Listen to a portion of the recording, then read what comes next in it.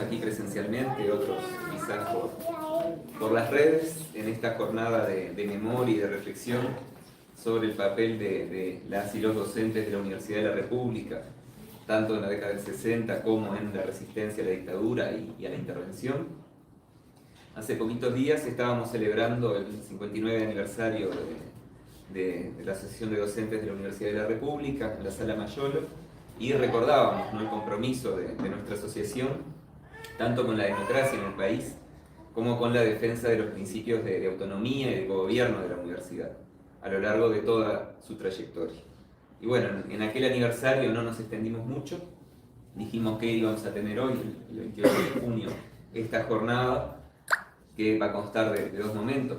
Por un lado, la inauguración de esta obra, en recuerdo de 5 compañeras y compañeros asesinados, desaparecidos, y un segundo momento con un panel, una discusión justamente de avances del proyecto con el Archivo General de la Universidad sobre la memoria de ADUR. Pensábamos que era muy importante esta jornada porque, bueno, tener presente esa historia de nuestra asociación y de también las y los docentes que la han integrado, es también reafirmar nuestros compromisos con el presente y el futuro.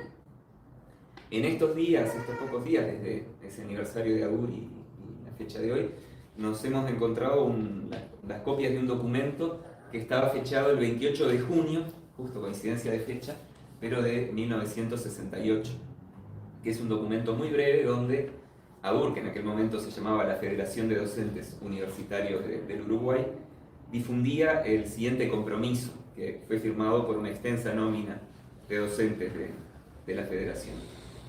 Lo leo. Ante la amenaza de distintos tipos de intervención del Poder Ejecutivo en la Universidad de la República, cuyo Consejo Directivo una vez más ha declarado su firme, indeclinable resolución de defender la autonomía universitaria por todos los medios a su alcance, los docentes que suscriben, íntegramente solidarios con esos propósitos, rechazan y se comprometen a resistir todo tipo de acción en la universidad que no provenga de los organismos emanados del libre ejercicio de su ley orgánica. Muy breve, pero significativo, y tan significativo en un sentido y en otro que luego en los archivos de la dictadura, que además en estos días una parte ha circulado, todos los que firmaron esa declaración quedaron marcados, y todos los que aparecían ahí, en sus antecedentes figuraba explícitamente esa nota. Esta persona firmó, esta persona firmó. Sí, y bueno, claramente una marca de lo que pensaba el gobierno de facto por las leyes del país y lo que pensaba de aquellos que se habían comprometido que a defender las leyes, ¿no? Porque es un compromiso de defender la ley orgánica y la autonomía de la universidad frente a una injerencia indebida.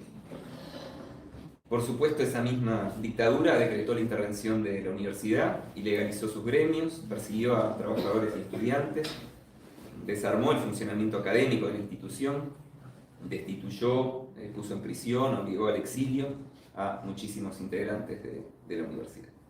Y bueno, esa ola represiva también incluyó desaparición y asesinato de muchas personas, de muchos compatriotas, entre los cuales 5 docentes de la Universidad de la República que hoy estamos recordando y homenajeando. Estos compañeros y compañeras fueron Roberto Comensoro, que era ayudante en la Cátedra de Microbiología de la Facultad de Agronomía, estudiante de Agronomía, militante de la Asociación de Estudiantes de Agronomía y de la FEU, que fue detenido y desaparecido el 12 de marzo de 1973 y fue el primer docente universitario desaparecido. Ramón Peré, que era ayudante de Histología en Facultad de Veterinaria, también profesor de Química en el Liceo de Tarariras y estudiante de Veterinaria.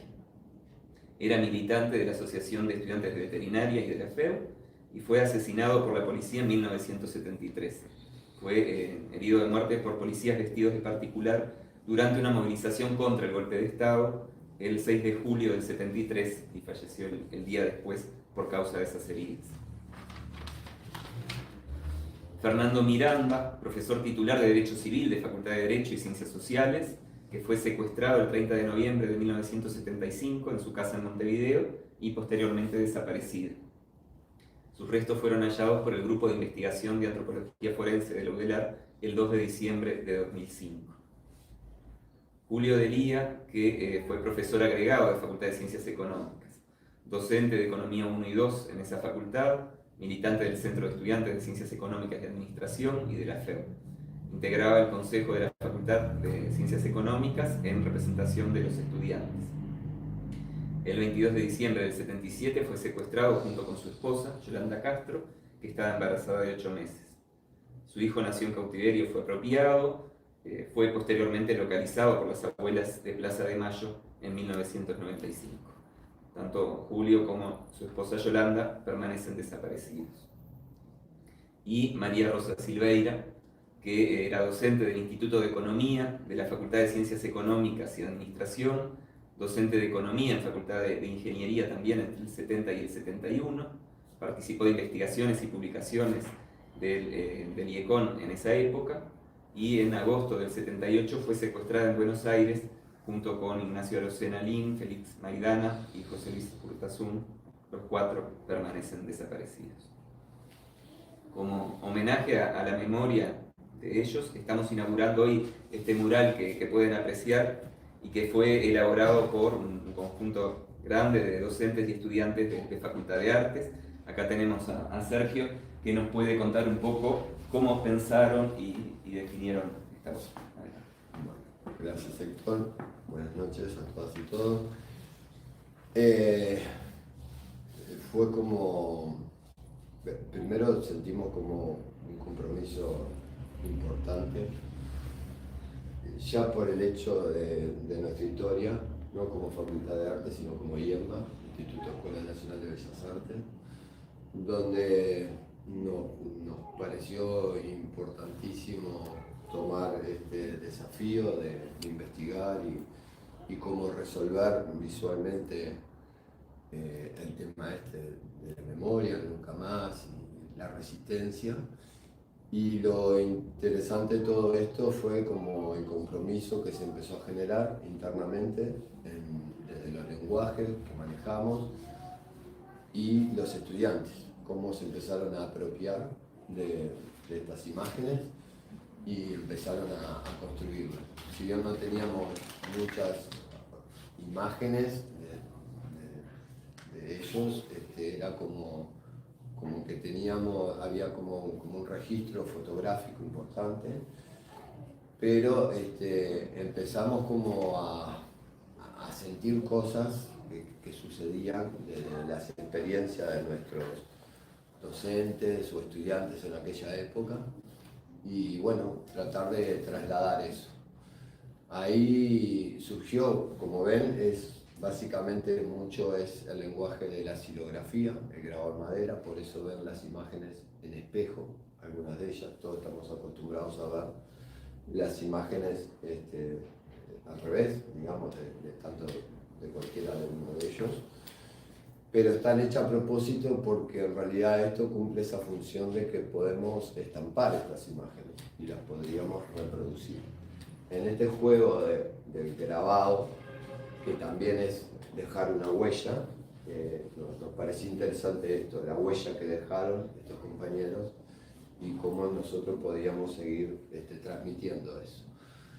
Entonces se van a encontrar que hay cosas que están al revés, que en espejo como para poder estampar, y otras a propósito al derecho como para poder leer fuertemente, como resistir la dictadura militar fascista que encontramos ahí.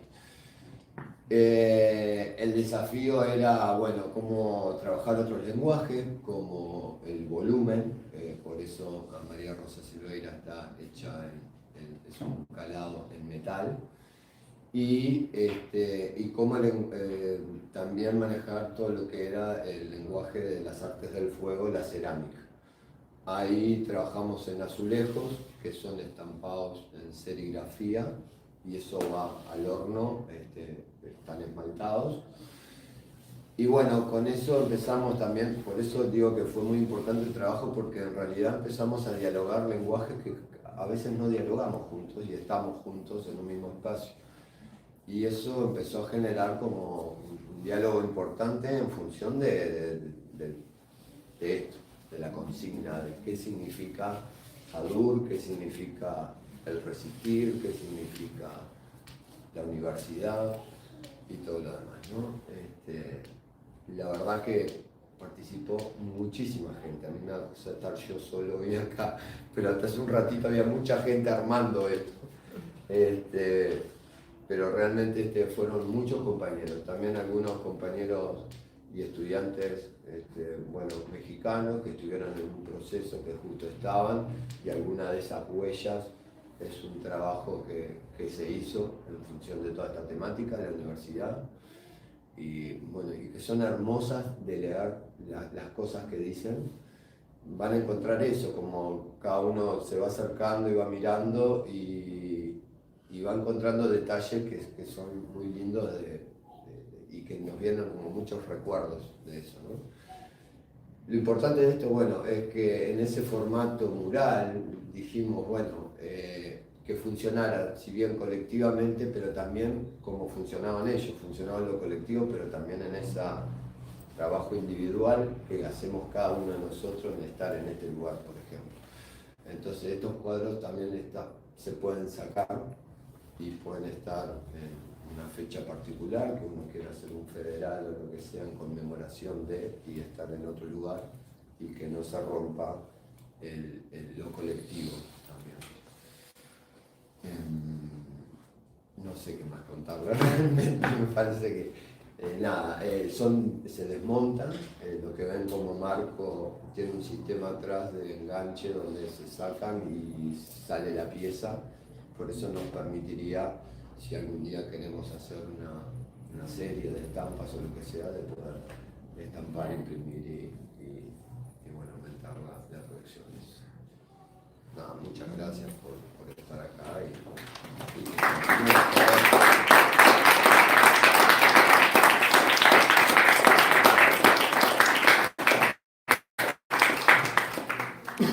Muchas gracias, Sergio. Quiero leer la nómina de todos y todas los docentes y estudiantes de docentes del área de artes gráficas.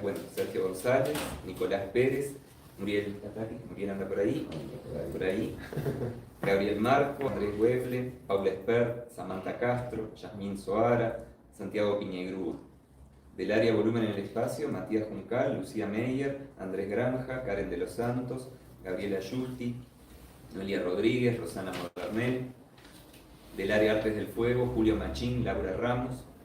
De estudiantes, espero no olvidarme alguno, Elena Hurta, Sheila Cardoso, Antonella Mucio, Azul Méndez, Joaquín Luna, Alejandra de León, Rocío Esteves, Stephanie Solari, Janaína Puchela, Sofía Charquero, Gonzalo Capotexeira. Desde ADUR queremos agradecerle mucho a estas y estos docentes y estudiantes que, en colectivo, ¿no?, aportaron sus saberes y esa capacidad de plasmar a través del arte y representar un sentimiento que creo que todas y todos compartimos, que es nuestro compromiso, ¿no?, ante Roberto Comensoro, Ramón Pérez, Fernando Miranda, Julio Dería y María Rosa Silveira, de mantenerlos en nuestro recuerdo y luchar por memoria, verdad, justicia y nunca más.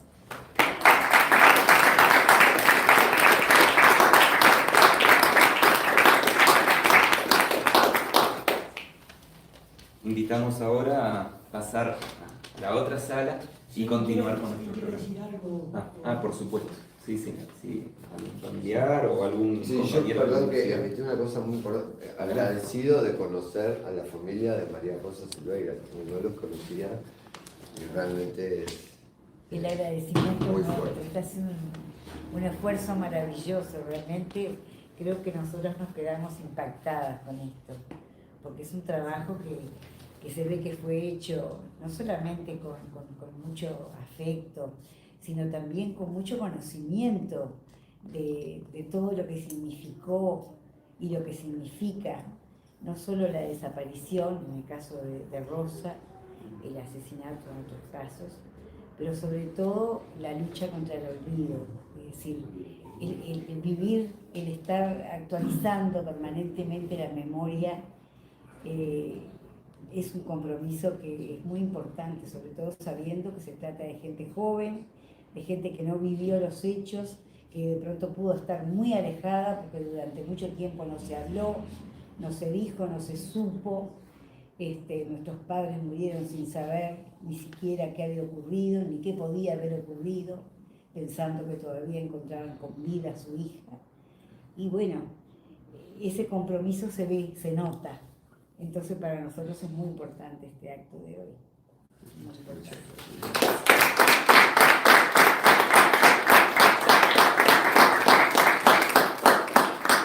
Gracias por la presencia de todos. Lo que hizo Sergio es un poco reeditar una experiencia que es parte de la forma pedagógica de la escuela, que tiene que ver con esto que nosotros siempre estamos valorando en la enseñanza activa, de estar con los estudiantes trabajando en el medio y con el medio los temas relevantes, pero llevándolos siempre al aula, ¿no? A los problemas propios de lo que es la enseñanza artística. Entonces, bueno, en ese sentido quería solamente decir eso. Muy bien, es parte de la integralidad. Exactamente. La famosa integralidad. Muy bien. Yo puedo decir algo sobre la relación con cercanía con toda la gente, salvo con María Silveira, que no la conocí, no recuerdo por lo menos. Con todo lo demás fui cercano, diría yo. En julio integramos el Consejo Central, te hicimos cosas como estudiantes. Pereira lo conocí de cerca, a Miranda, que era un personaje de la Facultad de Derecho, lo mismo. Por lo tanto, con Roberto Comenzoro viajamos a reuniones en Chile, casi perdimos un avión, no lo olvido más, eso porque subimos corriendo, el avión ya estaba saliendo, el avión, en un viaje a Chile que hicimos juntos a nombre de la FEU, en una persona también muy cercana, de amistad, entrañable, y eso, especialmente con Julio y con Roberto. Así que tenerlos acá me parece que una gran idea. Felicitaciones. Gracias.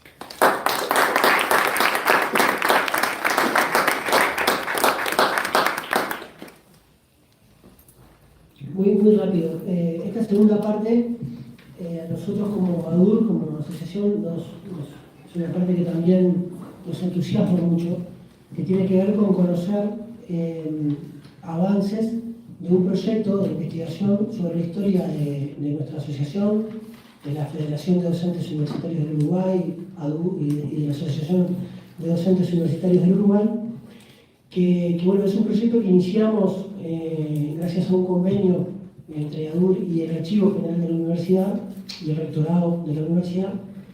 Y bueno, este proyecto iniciado ya ha tenido varios frutos. El año pasado, durante el conflicto por presupuesto, el equipo de investigación difundió notas que daban cuenta de distintas coyunturas de conflicto por presupuesto y de la participación de la asociación docente en esos conflictos.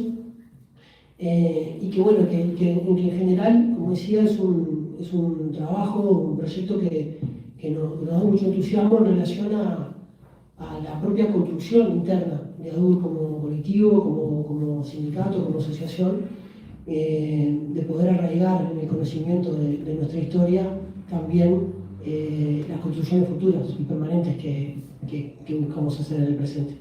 Así que bueno, sin más, le voy a dar la palabra al equipo es numeroso, además de quienes están aquí, también está, bueno, presentará a Vania, a Jimé, y le voy a dar la palabra a Vania Catarián, que coordina el equipo y que presentará a todo el equipo y el proyecto.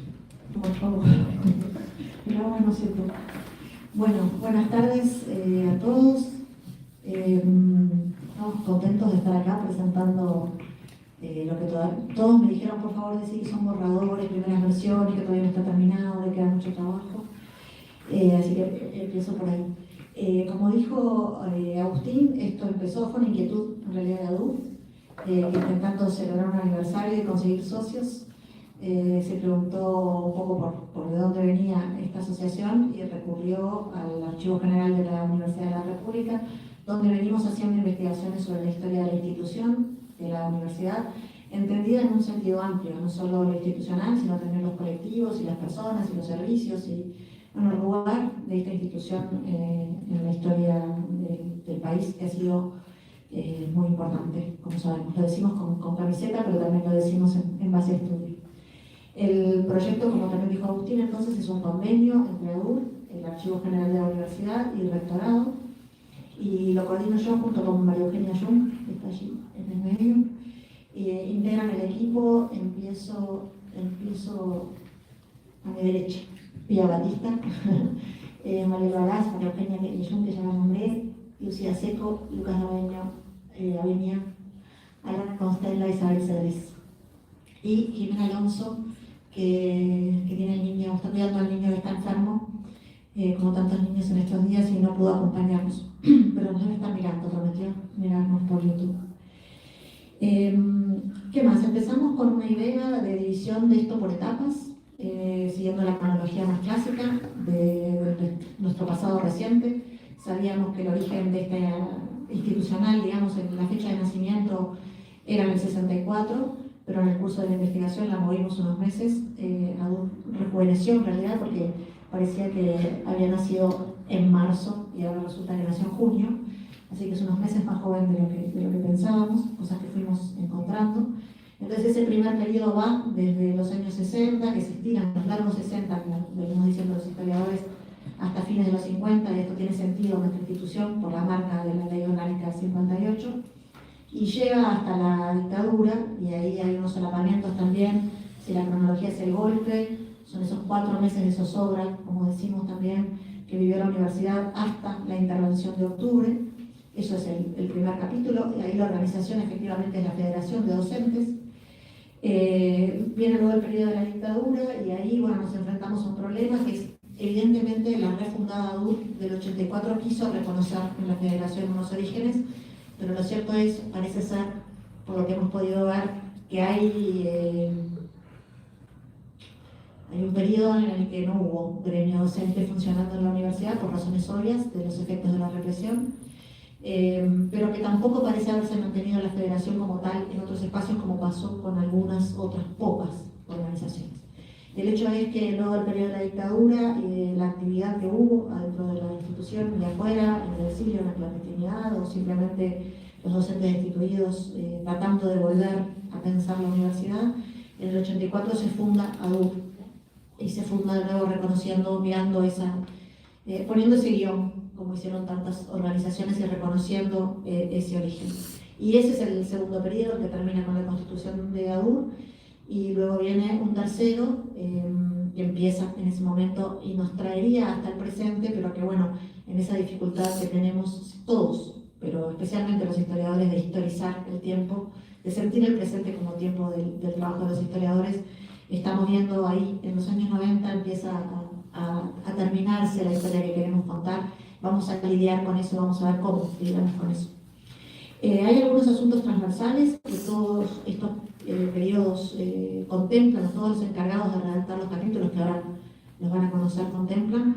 Una que nos preocupaba especialmente, que tiene que ver, obviamente, por un lado con la actividad gremial, o sea, con la constitución del gremio, pero paralelamente a esto, o como parte de la constitución de esta organización, en qué momento, cómo y cómo fue variando que los docentes universitarios se consideraban trabajadores, y que por lo tanto decidieran que necesitaban tener un gremio que defendiera sus derechos como tales.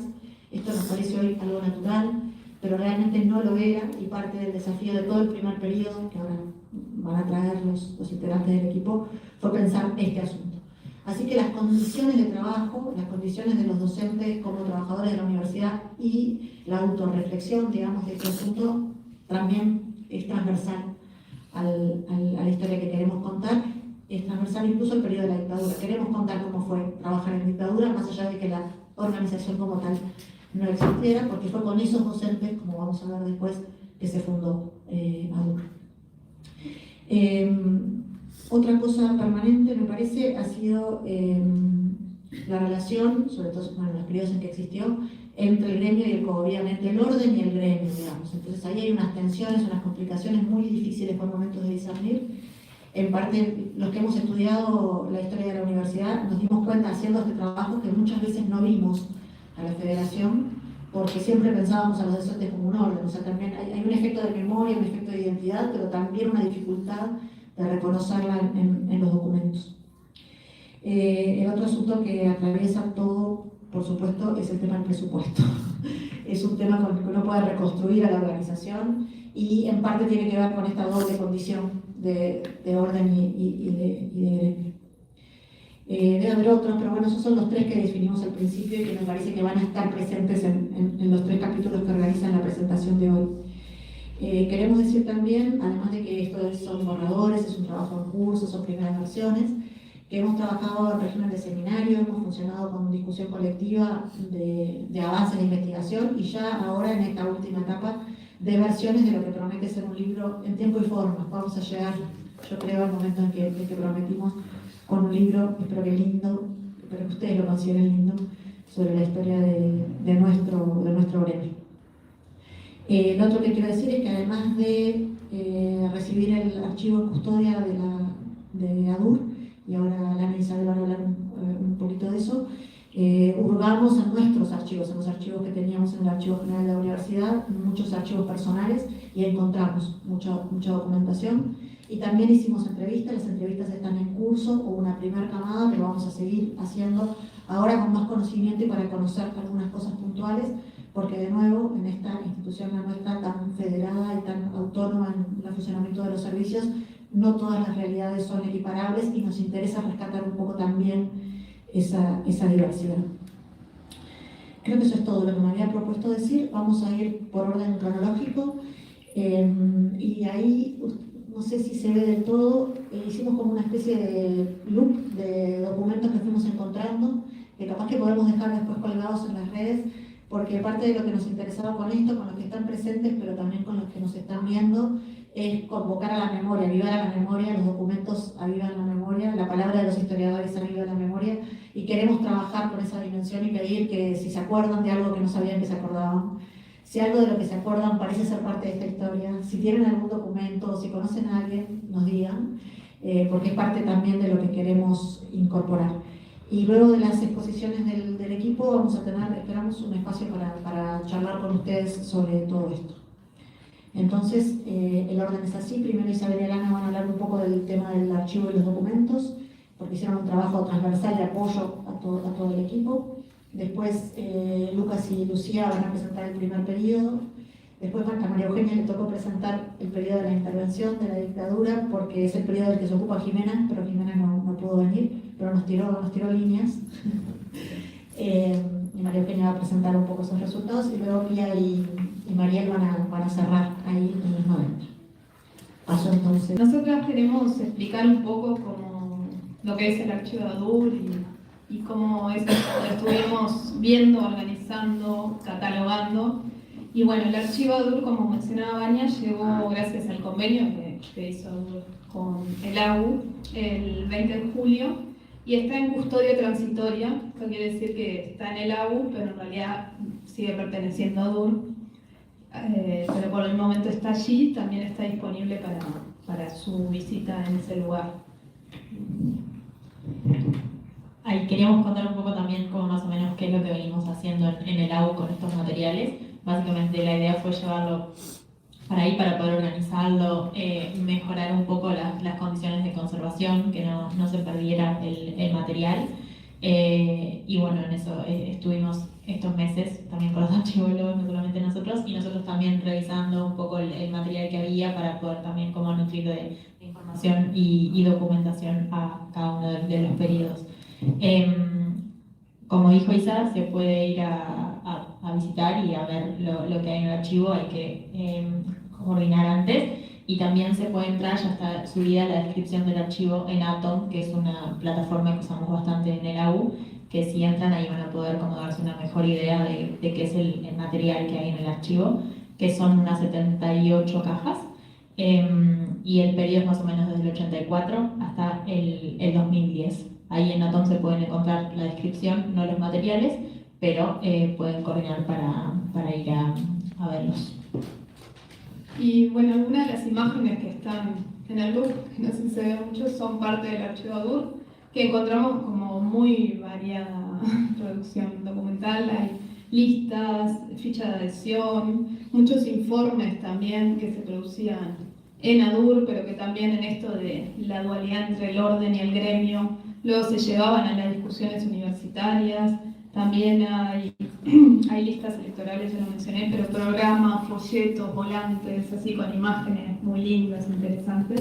Y bueno, sobre todo, por lo que estuvimos viendo, después de la apertura democrática del 80 hay mucha documentación también de los 90. Y algo que nos parece interesante mencionar de este archivo es cómo representa esta dualidad que los compañeros van a trabajar un poco más en los capítulos del orden y el gremio, porque este archivo existe porque hubieron personas que se dedicaron a guardar esta información y a ir generando una catalogación. En este sentido, en el agua está como un archivo privado, porque no es un archivo institucional que la institución va guardando. Entonces, eso, como que nos parecía interesante mencionar que gracias a que los integrantes de ADUR fueron guardando esta documentación, hoy en día este archivo existe y forma parte también de la consulta y de la investigación. Acá también hay un par, o sea, son los menos, pero hay un par de imágenes que también salen de otros archivos personales, como decía Vania, que también estuvimos revisando, porque sabíamos que tenían relación, ¿no?, con la historia de ADUR. Y algunas cosas que también han ido surgiendo que ya están disponibles, que aprovechamos para invitarlos también a visitar y a leer un poco más. De lo que hemos venido trabajando en este proyecto, vamos a nutrir también más nuestra base Historias Universitarias, que es un sitio web que lo pueden buscar así, y ahí hay muchísima información, biografías sobre muchas personas relacionadas a la historia de la UDELAR, movimientos, edificios, servicios, y bueno, hay mucho de lo que hemos venido trabajando acá también va a estar disponible. Hay algunas cosas que ya están y hay algunas cosas que están en proceso y las van a poder encontrar ahí. Y también en nuestro sitio web de la U pueden encontrar la serie de artículos que estuvimos trabajando el año pasado, que era lo que se refería a Agustín antes. Son 4, no me acuerdo si 4 o 5, perdón, pero 4 o 5 artículos en los que, bueno, vamos trabajando diferentes temas relacionados a cada uno de los equipos de trabajo.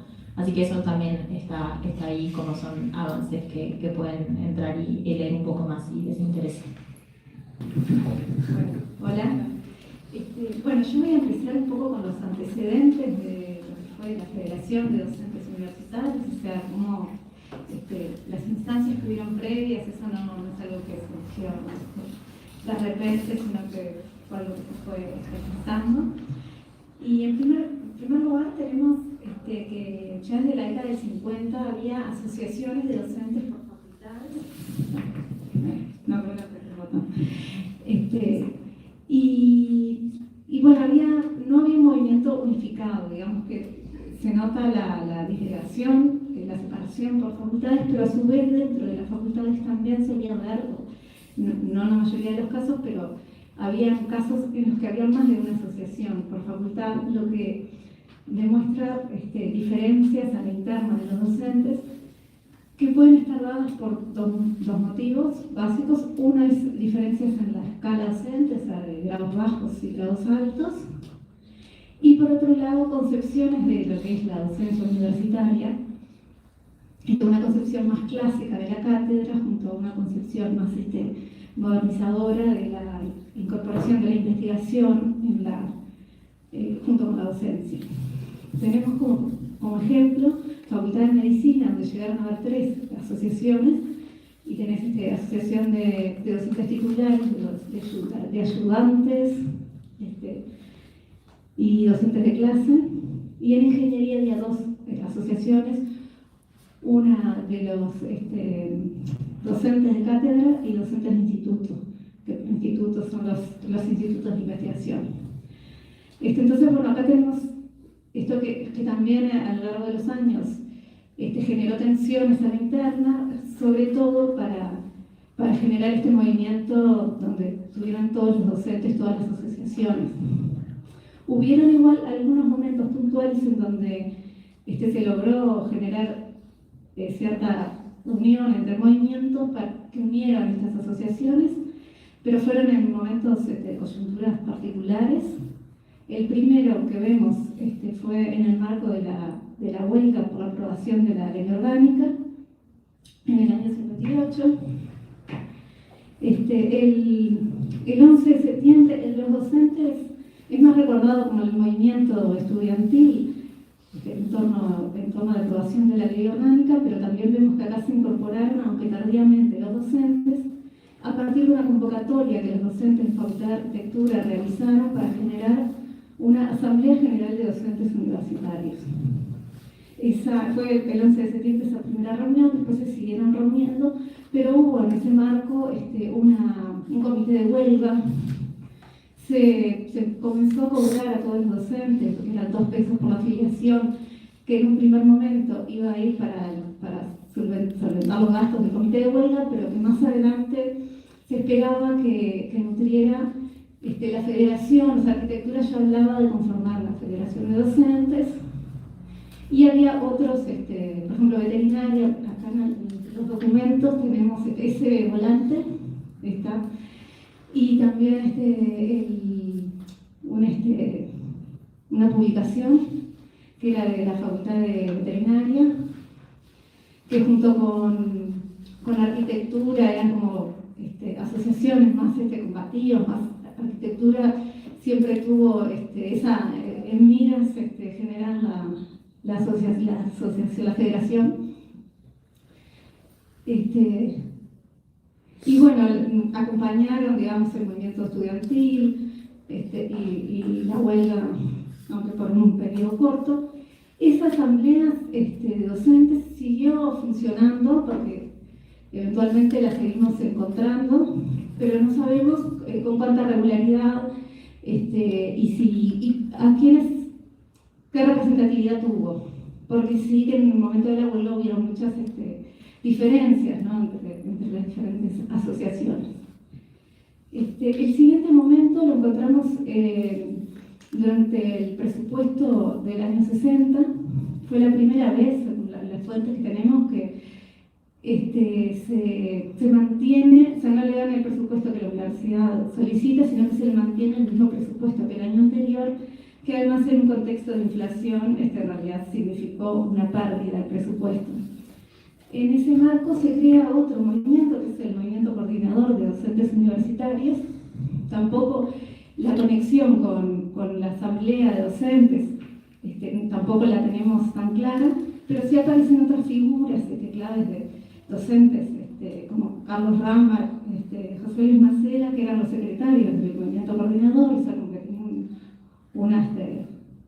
una representatividad también importante en cuanto a asociaciones de docentes. Y lo que solicitaban, o sea, básicamente ellos querían tener representantes del movimiento coordinador en las reuniones que iba a haber con el comité de presupuesto del Parlamento, del Senado. O sea, el presupuesto ya había pasado por diputados, y cuando pasa a senadores, representantes del CDC se empezaron a reunir con el Senado. Bueno, y ahí estos docentes también pedían que haya docentes no solo por el CDC, sino también representantes de la Asociación de Docentes. Cuando los estudiantes ya habían empezado, en septiembre esas negociaciones como que se agotan, no tienen resultado, estudiantes habían empezado con paros, con huelgas y manifestaciones. El 20 de septiembre se prohíbe una manifestación estudiantil, y eso genera que se inicie la huelga de estudiantes, que es la Federación de Funcionarios, que ya funcionaba, y este movimiento de docentes acompaña la huelga, inicia la huelga también, hasta el 30 de septiembre, no, de octubre, el 30 de octubre, que definitivamente se aprueba el presupuesto con poco cambio, y se levanta, docentes y funcionarios levantan la huelga, no así los estudiantes, que la continúan unos días más. Pero bueno, que nos deja nos marca esos puntos de unión entre los gremios y de asociación de los docentes. Hasta el año 63, en el año 63 empieza a gestarse lo que es más formalmente la federación. En junio, el 25 de junio, se reúnen representantes de 7 asociaciones para generar una comisión que redacte los estatutos. Ahí es que en marzo, el 24 de marzo, del año siguiente, ya con los estatutos, con un proyecto de estatuto, se convoca la Asamblea Constituyente, y en esa asamblea, que fue entre el 5 y el 7 de junio, es que se aprueban los estatutos, y bueno, empieza a funcionar la federación como tal. Brevemente voy a contar un poco de los objetivos, lo que está en los estatutos, que son los objetivos y el funcionamiento. Bueno, que el objetivo es representar al gremio docente. La idea era que estuvieran allí la mayor cantidad de asociaciones, o sea, terminar con esta fragmentación.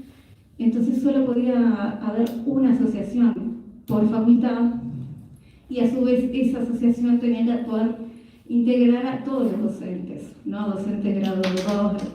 Eso, bueno, llevó finalmente sí a una unión. Tenemos que en la primera convención participaron la Asociación de Docentes de Instituto en Facultad de Agronomía y de Profesores Adjuntos en Medicina, y ya para la convención del 72 está la Asociación de Docentes de Medicina, Asociación de Docentes de Ingeniería, como que el proceso llevó a esa unidad.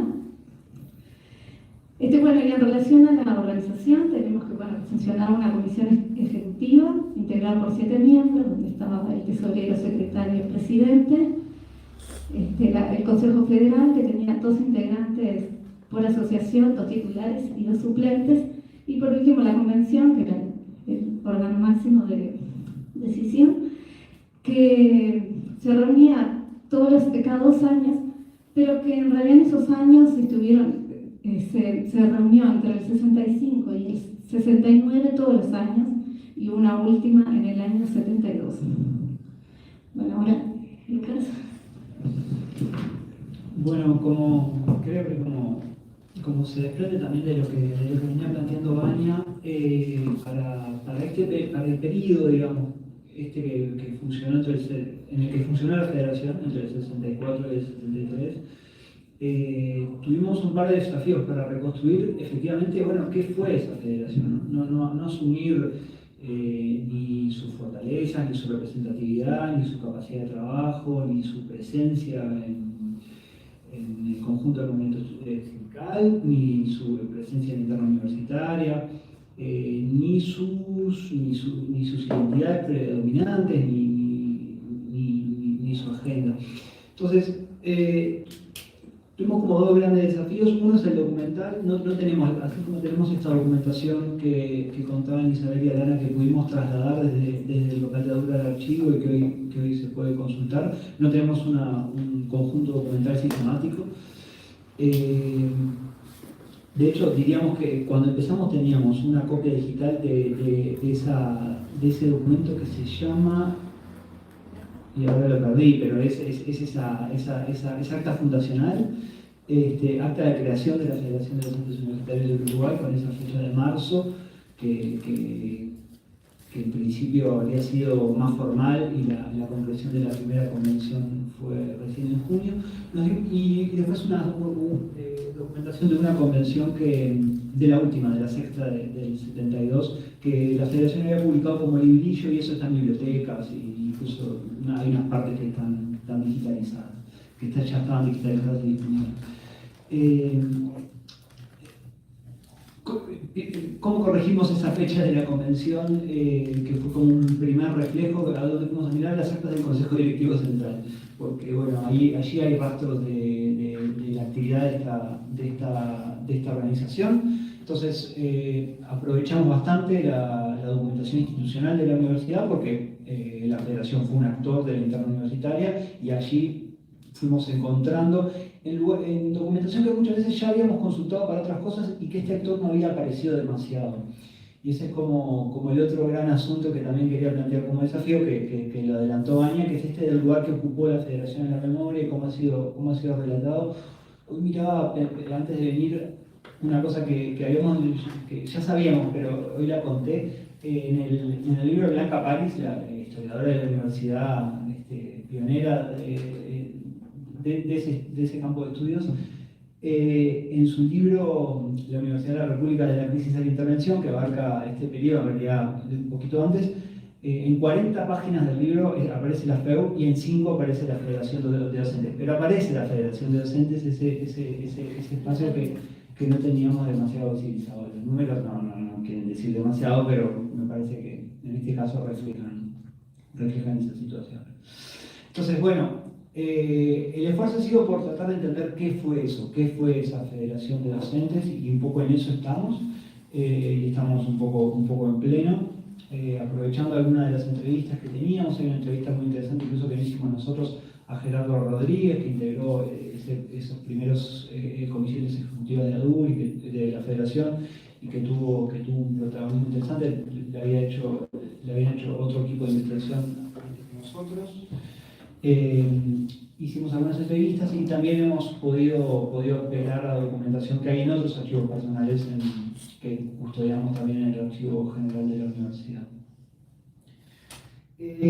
Para muy brevemente esbozar, digamos, qué fue la Federación antes del golpe de Estado y de la intervención, nos parece importante tratar de recuperar esta doble cara que también ya quedó planteada de antemano, que es la de la Federación como un espacio de coordinación de la actuación del orden docente a nivel central de la universidad, sobre todo.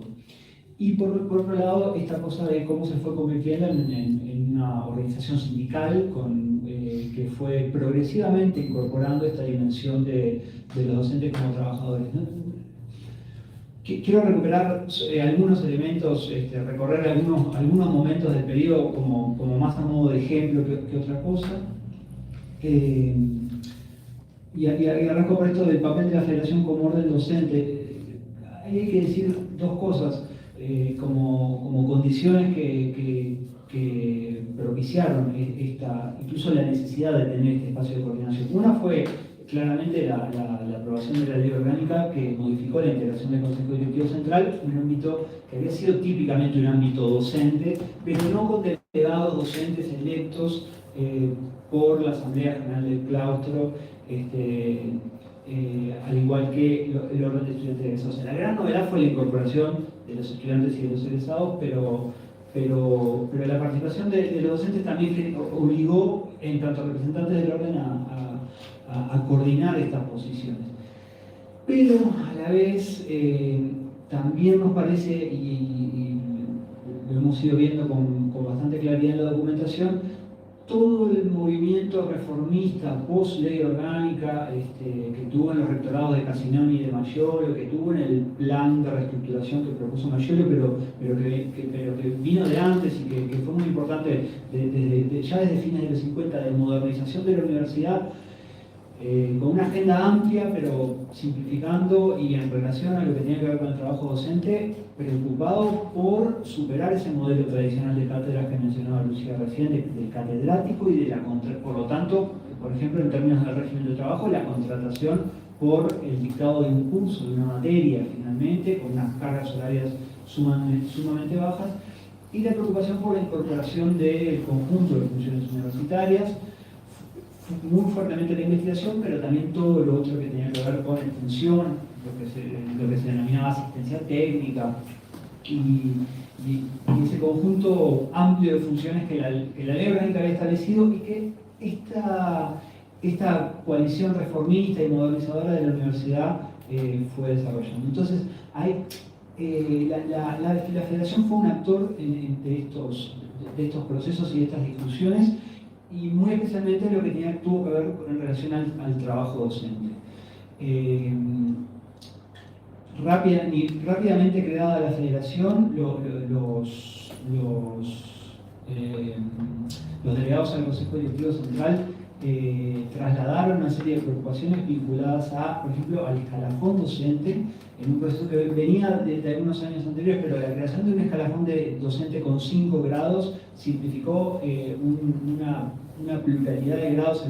Parecería ser que se pasó de 9 a 5 grados, que en realidad eran las formas de nombrar cosas distintas en las distintas facultades, en esa universidad que había funcionado en buena parte de la primera mitad del siglo XX de una forma más federada de lo que a partir de la ley 58 comenzó a ser. Otras discusiones, por ejemplo, relacionadas con la dedicación total, También una discusión que venía de un poquito antes, eso lo había lanzado una comisión de investigación que empezó a funcionar en el 57, pero la Federación de Docentes fue una firme defensora de la alta dedicación en general y del régimen, de la expansión del régimen de dedicación total, que era una experiencia que existía desde hacía varios años, pero muy limitada a 2 facultades, a medicina e ingeniería y a muy poquitas personas. Entonces, la generación del régimen de dedicación total, pero sobre todo esta idea de que deberíamos tender a una universidad en la cual la mayoría de sus docentes sean personas con alta dedicación o con dedicación total y que desarrollen el conjunto de las funciones universitarias. Bueno, estuvo en la federación, estuvo en ese grupo de dirigentes de la federación y sistemáticamente uno empieza a ver que en el Consejo Directivo Central esos delegados electos hablaban en nombre de la federación. En la primera elección de delegados que existía en la federación en el 65, cuando se los elige, no sé, en la Asamblea General del Claustro no se dice que fueron electos por mandato gremial o por resultado de algún ámbito de la federación, pero ya en la siguiente delegación al CDC eso es así. Y en la elección de Mayolo, en el 66 también se hace referencia a una discusión en una convención y entre otras cosas se elige a Mayolo por grandes principios y su defensa de la autonomía y de la universidad en un contexto que empezaba a ser bastante complejo, pero también por sus propuestas de transformación, la necesidad de tener una mirada a mediano plazo y un poco ese ideario que iba a terminar cuajando en el plan de reestructuración, que conocemos como Plan Mayolo. Cosa muy puntual también, en enero del 66, recientemente creada la federación, propone al Consejo Directivo Central la creación de lo que hoy conocemos como la partida de DT, que es una partida de gastos que los docentes en régimen de educación total podían administrar para sus actividades de investigación. Bueno, ese tipo de cosas, por ejemplo, fueron iniciativas que vinieron a través de los delegados docentes en el Consejo Directivo Central y como resolución de la federación. El cambio de esto tuvo un momento importante con el cambio del estatuto docente que se terminó de aprobar en el 67 con definición de qué eran cada uno de esos 5 grados que se habían aprobado pero que no se habían terminado de definir, y también con la discusión de la escala de sueldos y la incorporación. Por un lado, no creo que lo aburrir con tecnicismos si se está hablando, pero había una preocupación. Tener varios cargos rendía más que tener un cargo solo de la misma carga horaria, básicamente por cómo se pagaban los salarios en aquel modelo de cátedras. Entonces, superar, evitar esas situaciones, por un lado, y a su vez estimular a la alta dedicación, que nos parece que fue contribuyendo también a forjar esta otra dimensión, que es lo otro que quiero ahora dejar mencionado brevemente, que es pensar a los docentes no como unos profesionales que además tienen una participación dando clases en la universidad, sino como trabajadores que desarrollan un conjunto de funciones y que por lo tanto son trabajadores asalariados, donde el salario pasa a ser importante porque no son personas que se desempeñen en el ejercicio liberal de la profesión, como se le denomina, y eso va forjando también esta otra dimensión.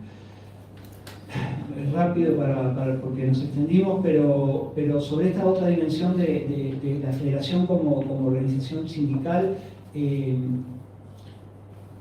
la cuestión presupuestal atraviesa el periodo y los conflictos con el Poder Ejecutivo atraviesan el periodo.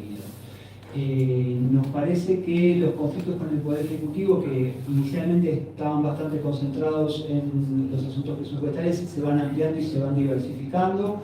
En esto de que tenemos alguna documentación dispersa, por ejemplo, tenemos un boletín del año 68, donde en octubre del 68, donde la Federación interviene duramente, digamos, en el contexto represivo del 68, con las primeras muertes de estudiantes y con la preocupación por distintos ataques a la autonomía que la Federación en ese contexto denunciaba. Eso va increyendo, las convenciones del 69 y del 72 caracterizan en términos muy duros la situación de ven como crisis estructural, fin de las posibilidades de las ilusiones reformistas, el fin del Uruguay liberal y reformista. Todas estas son cosas que se pueden leer, escalada fascista.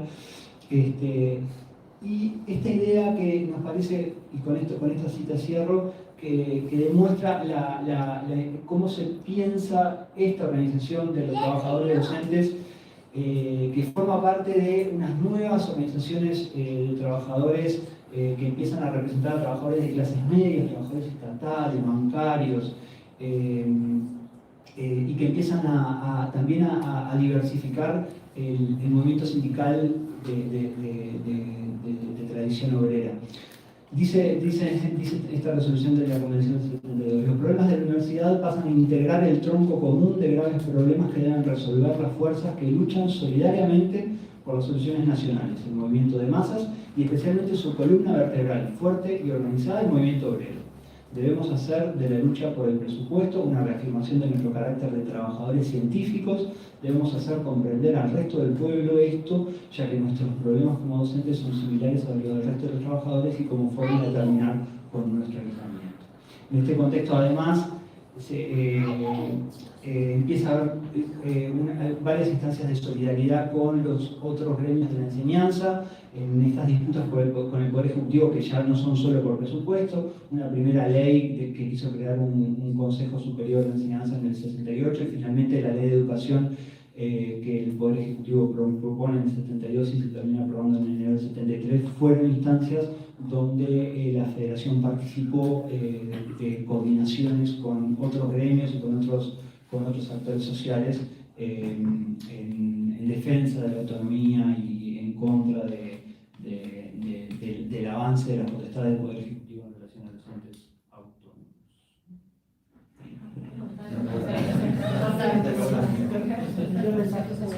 Bueno, ahora me toca a mí. Buenas tardes. Yo voy a hablar del periodo de la intervención. Estoy hablando en nombre de Jimena Alonso. Jimena, espero estar a tu altura. Ya nos avisó que está mirando la transmisión YouTube. Y bueno, voy a tratar de sintetizar algunos de los resultados de la investigación sobre este periodo en concreto, que por supuesto Jimena lo haría mucho mejor porque es la que maneja muy en profundidad todo el trabajo de fuentes y ha reflexionado y bueno, armado un poco el primer borrador de capítulo que ya tenemos para nuestro próximo libro. Yendo al punto, diría que este periodo tiene varias singularidades. Una de ellas es que bueno, las asociaciones gremiales se nos pierden porque bueno, el contexto autoritario restringe, elimina directamente la posibilidad de participación de las organizaciones sindicales. Y por otro lado, se nos pierde el orden, porque la dictadura, la intervención, lo que hizo básicamente, inicialmente fue desmantelar el gobierno, eliminar la autonomía. Como ustedes saben, la universidad pasó a depender del Ministerio de Educación y Cultura. Entonces, cable.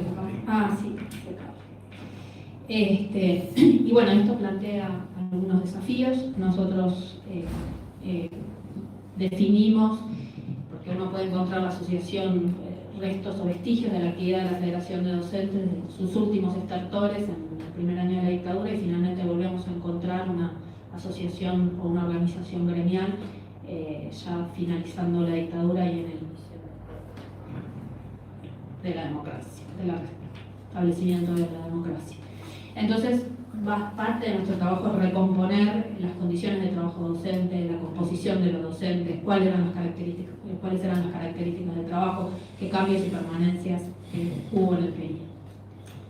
De cualquier modo, hay algunas novedades en torno a la Federación de Estudiantes perdón, es un lapsus, porque claramente estamos más acostumbrados a estudiar a los movimientos estudiantiles que a la Federación de Docentes. Pero que bueno, el primer dato que tenemos es que la Federación de Docentes intentó seguir funcionando desde el golpe de Estado y en el primer año de la intervención. O sea, buscó y logró hacerlo de manera tímida, pero bueno, se logró por lo menos entre el año 73 y 74, y por supuesto, esta universidad que siguió siendo muy variopinta y con una cantidad de servicios muy distintos entre ellos, más allá de los intentos centralizadores de las autoridades interventoras. Esto se dio de distintas maneras en facultad o servicio universitario. En primer lugar, algunos vestigios, por ejemplo, encontramos boletines de la Federación de Universitarios, el último que sale es el número 4, así que suponemos que en un corto periodo hubo 4 números, y además lo que recuerdan algunos protagonistas es que dentro de la universidad y dentro de las instancias gremiales se discutió qué hacer, a partir del golpe de Estado, qué hacer en caso de intervención de la universidad. Y también esto fue variando, depende del servicio, cuáles fueron las resoluciones, pero también cómo se sostuvieron y si se sostuvieron las decisiones que se tomaron, por ejemplo, de hacer renuncias masivas o de quedarse, que fueron parte, que muchas veces conocemos que estas discusiones se dieron, pero no las pensamos en el marco de la organización sindical. Y ahí, por ejemplo, hay algunos testimonios que refieren a la situación de ciencias económicas, que tenía un gremio más nuevo, con docentes, con una composición del cuerpo docente muy diferente, con una facultad, por ejemplo, muy profesionalista, donde la mayoría de los docentes tenían cargas horarias muy bajas y por lo tanto una inserción en la institución menor y por lo tanto también en el gremio. Entonces, otras instituciones, otros servicios, por ejemplo, como agronomía, no, tenía una organización sindical más gremial, más potente, era más antigua, tanto en términos de tradición gremial como de tradición de lucha por algunas cuestiones que hacen a las condiciones de trabajo de los docentes, pero también a los procesos de reforma dentro de la universidad. Yo creo que en agronomía, esto lo digo por mí misma, esto se remonta a los 50 y el resultado de la creación de la estación Casinoni es uno de los resultados, y eso se da en la propia estación Casinoni, donde los 35 docentes que allí trabajaban y funcionaban, hacían investigación, docencia y extensión, renunciaron en masa. Por eso digo que las decisiones fueron diferentes de acuerdo a las condiciones de cada servicio, pero también si pudieron sostenerse o no, porque también ahí entraban cuestiones más de la vida personal y las posibilidades de cada, bueno, había gente que si se iba de la universidad no podía trabajar y no podía vivir. En este año en que la federación funcionó, sabemos que tuvo ese funcionamiento orgánico hasta el 74, como decía, y en la documentación, en los rastros o vestigios documentales que tenemos, podemos ver cuáles fueron sus preocupaciones centrales en ese primer periodo, en ese año de funcionamiento irregular y de funcionamiento irregular de la universidad, que habían sido canceladas las actividades académicas, los edificios quedaron bajo control militar, se suspendieron exámenes, o sea, y en ese contexto la federación denuncia las condiciones en que está siendo administrada, gestionada la universidad, el desmantelamiento del cuerpo docente, el descenso de la calidad de la enseñanza, la destrucción de la investigación. Hay muchas acusaciones o fuertes acusaciones dirigidas a Narancio, que es el ministro de Educación y Cultura, Edmundo Narancio, y entonces rector e interventor, que además tenía ya una historia larga en la universidad y después de separación de la universidad. Pero finalmente lo que se llega es que las medidas represivas hacia el cuerpo docente, con la ola de sumarios por antecedentes políticos o por la causal de abandono de cargo, que muchas veces era porque los docentes estaban presos o habían tenido que salir al exilio. Hay un montón de instituciones, voy a dar algunos números, y estas medidas represivas son las que fueron de tal magnitud que finalmente van a determinar el desmantelamiento de la federación docente, o sea que deja de existir, o por lo menos nosotros buscamos detener rastros y todo indica que dejó de existir. La ola de sumarios va a haber a lo largo de todo el periodo, pero se van a concentrar en el inicio de la intervención y sobre todo un pico alto en el año 74. Inicia con los rectores y los decanos con la intervención, luego van a ir cayendo otros docentes, algunos van a ir presos. Y la ola de sumarios que va a dar lugar a todas las instituciones, como decía, bueno, 73 y 74. Esta ola represiva tuvo efectos dramáticos para el cuerpo docente universitario, tanto en cantidad de docentes como en las condiciones laborales, como vamos a ir viendo. Según algunos cálculos que había hecho Baña inicialmente y que después Jimena retomó, aparentemente hay como cerca de un 50% del cuerpo docente que abandonó las cátedras por distintos motivos, básicamente por los efectos de la represión, ¿no? Son datos que se hicieron con el recuento de los sumarios que hay de Dirección de Jurídica, que fueron producidos por la Dirección de Jurídica en ese momento y que están disponibles en el Archivo General de la Universidad. Son números aproximados porque hay razones para creer que ese archivo no está del todo completo. Y además porque cada expediente de sumario, que fue lo que muchas veces tienen más de un docente destituido, más de una destitución, o sea, habría que hacer un trabajo mucho más. Pero sí, el número es bastante impresionante, llega casi al 50%.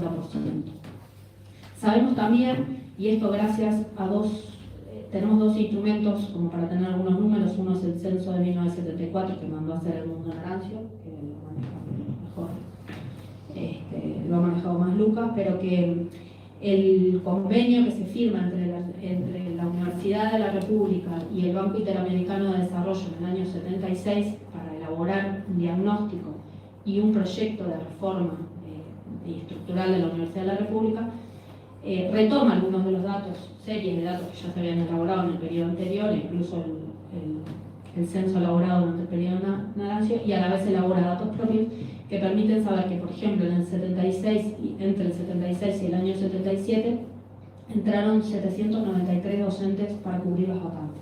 Sabemos que los docentes que ingresaban por designación directa. Hay una serie de cargos universitarios que no específicamente docentes, que también eran cargos de confianza, pero me refiero acá en el plantel docente. Entre ellos, estudiantes dentro del proyecto BID y los diagnósticos que establece entre los datos. Estudiantes. Bueno, en su mayoría eran jóvenes de baja formación académica, que terminaron siendo estos que ingresaron, los 793, el 27,6% del total de los docentes universitarios, que en ese momento eran 2.870. De estos, el 22% no contaba siquiera con título de grado, 58,5% por 32% tenía otro trabajo fuera de la universidad, o sea, la gran mayoría. 75% no había publicado libros o artículos y el 50% no realizaba tarea de investigación alguna. Esto por lo menos son muchos números, pero dan como un pantallazo es una foto de cómo estaba la universidad en el año 76 y 77 en términos de cuerpo docente y de calidad académica, de sus actividades. A esto hay que agregar, y de eso todavía tenemos pocos datos, pero sí sabemos algunos, es la cantidad de docentes emigrados, que no es un efecto solo de los exiliados y la gente que se va durante la dictadura, sino que es un problema más estructural que viene que por lo menos fue contabilizado a partir del año 63 por estudios anteriores. De todas maneras, esta cantidad de docentes que ingresan no logra resolver los problemas que debía enfrentarse frente a una matrícula estudiantil que no paraba de crecer. Y esto es un problema de larga data, es un problema estructural y no solo de la dictadura, pero el número de estudiantes universitarios entre facultades y escuelas había escalado de 18.650 en 1968 a 26.280 estudiantes en el 74, y en el 76 ya eran 32.000 estudiantes. O sea que el tema de la matrícula estudiantil, además, que es un tema, como decía, estructural, es un tema de preocupación para el régimen, es un tema que tiene mucha presencia pública en esos años, además, en la prensa, y que, bueno, como sabemos, se va a tratar de resolver a través de la limitación del ingreso. Pero eso también nos habla de la cantidad de estudiantes por docente, ¿no? Y además en un contexto de ajuste estructural, como sabemos, reducción del gasto y una baja del presupuesto universitario muy sustantivo, y entre otras cosas de la baja del presupuesto de la universidad. Según los datos que tenemos, que también vienen del proyecto BID con la Universidad de la República, entre el 73 y el 75, la enseñanza había recibido toda, globalmente, entre un 16 y un 17%, que es ese mismo presupuesto entre el 67 y el 70 era entre el 26, cerca del 26%. Espero no aburrirlos con los datos, pero me parecía que un poco da idea de la situación de los docentes en el periodo. Entonces, como decía, la relación docente-estudiante se vio muy perjudicada y eso se va a ir acentuando en el correr del periodo. Por ejemplo, en las puntas, mientras en el 72 por cada docente en actividad había 7 estudiantes, esta relación se duplicó en el 85 cuando la relación pasó a ser 1 a 17 docentes. En ese sentido, lo que podemos ver es que las condiciones de trabajo dentro de la universidad se vieron realmente transformadas, además de que el desarrollo de la investigación fue una cosa que fue abandonada en detrimento de la prioridad que se le dio a las tareas de enseñanza. Y tenemos en su composición, la mayoría de los servicios universitarios iban a tener docentes de grados bajos y con muy reducida carga horaria. Aquellos docentes que se mantuvieron, que siguieron la universidad, que ya tenían carreras consolidadas, perdieron los regímenes de dedicación total. Por otro lado, otro asunto que fue trabajado es toda la situación en el exilio, es decir, la cantidad de docentes que se fueron exiliados por distintas circunstancias, ya fueran porque los echaron o porque eligieron o definieron irse porque la situación no generaba condiciones para mantenerse en el país. Ahí sabemos que ese proceso ahondó en las dificultades que generaba la migración de profesionales e investigadores. Los países de destino en general fueron Argentina, Brasil, Venezuela, Costa Rica, México y Estados Unidos, algunos países europeos, sobre todo Francia. Esto está bastante reconstruido también en ese convenio entre BID y universidad, que ha sido para nosotros una fuente importante de datos para poder interpretar el periodo. Ahí hay una experiencia muy interesante que Jimena reconstruyó, que es la inmigración de Mayolo y una cantidad de docentes de la camada reformista, entre la cual estaba buena parte de la comunidad de matemáticos, que fueron recibidos en la Universidad de Buenos Aires, y el rector en ese momento, antes del golpe de Estado, los recibió, les dio trabajo y ahí pudieron continuar de alguna manera con sus carreras académicas, lo cual obviamente el golpe del 76 va a cortar esta experiencia y bueno, la mayoría de ellos, todos ellos se fueron a otros lugares en el exilio, Venezuela, México. Respecto al exilio, no parece que la Federación de Docentes haya funcionado como tal en el exilio, creo que casi que estamos seguros de que no funcionó como tal. Sí sabemos que los docentes que se fueron exiliados participaron de actividades de solidaridad y de denuncia de lo que estaba pasando en Uruguay y en particular en la Universidad de la República, desde distintas redes que se fueron armando en el exilio, ya sean los comités de solidaridad o eventualmente algunos de ellos en la CNT en el exterior, en la Comisión de Enseñanza. Pero la mayoría parecen haber direccionado o canalizado su militancia y denuncia de la situación universitaria, incluso de denuncia de la situación de algunos universitarios presos políticos, uno de ellos José Luis Macera, Roberto, en otras organizaciones que se organizaron en el exilio, pero no como Federación de Docentes. De cualquier manera, esta convergencia entre los docentes exiliados que al final del periodo van a empezar a regresar, los nuevos docentes que ingresan a la universidad, que trabajaron y sostuvieron la Universidad de la República en el contexto autoritario, y no necesariamente todos, la mayoría de ellos no lo fueron adherentes al régimen, junto a los docentes que estaban saliendo de la cárcel, también convergieron en este esfuerzo para conformar la Asociación de Docentes de la Universidad. Este es un proceso que es un poco más largo que otras organizaciones sociales, en este caso sí, en relación a los estudiantes que tuvieron formas de participación, intentos de organización muy temprano, o por lo menos casi después del plebiscito del 80, en el 81. En el caso de los docentes esto fue más tardío. Supongo que el horizonte de normalización, porque esto se va a dar en el 84, el horizonte de normalización y de restauración de los organismos de gobierno fue un incentivo importante para que los docentes empezaran a pensar en organizarse. Porque esto va a ocurrir en 1984, si bien tiene antecedentes que voy a repasar ahora brevemente. Se logra formar a DUR casi en pleno 84, cuando ya se sabía que la dictadura, ya estaba el horizonte de las elecciones y ya se estaba conversando cómo iba a ser se iba a reestructurar o se iba a reinstalar la vida o normalizar la vida universitaria. También acá tenemos situaciones muy heterogéneas, depende de los servicios y las facultades. En el caso de medicina tenemos testimonios que cuentan que la organización del colectivo de docentes estuvo muy vinculada con la Asociación Profesional de los Médicos. A partir del 81, con la habilitación de la formación de asociaciones de trabajadores, no me acuerdo la ley de asociaciones sindicales, no se llamaba, se crea una comisión intergremial médica que reunía en realidad médicos de mutualistas o de salud pública, pero que a la vez estaba impulsando la normalización o la desintervención del sindicato médico, y en ese contexto algunos docentes, ya que tenían actividad en la universidad, encontraron un espacio para empezar a organizarse. También en otros estuvo más vinculado, por ejemplo, al recambio generacional, a esos jóvenes que participaron en la generación 83, que egresaban, que se integraban a las actividades como docentes, venían ya con un aprendizaje en términos de movilización y querían continuar eso en sus cargos docentes.